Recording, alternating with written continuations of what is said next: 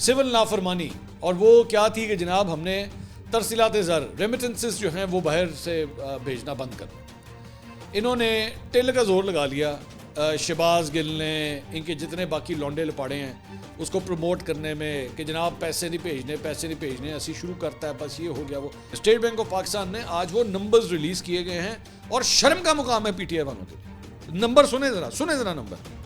दिसंबर 2024 में जो foreign remittances आई हैं वो 3.08 अरब डॉलर, 3 अरब डॉलर के करीब जो है, थोड़ी सी उससे ज़्यादा ये रेमिटेंसेस आई हैं पाकिस्तान में।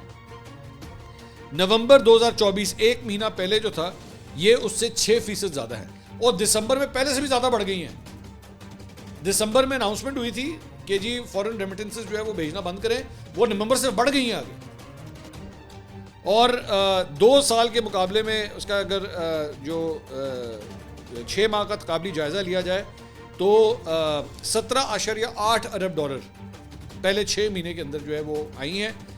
पिछले साल यानी कि 2023-2024 जो पिछला फाइनेंशियल ईयर था उसमें 13.4 अरब डॉलर थी, 13.4 से 17.8 हो गई पहले 6 माह, और 33% इसके अंदर 6 माह के नंबर्स में इजाफा हुआ।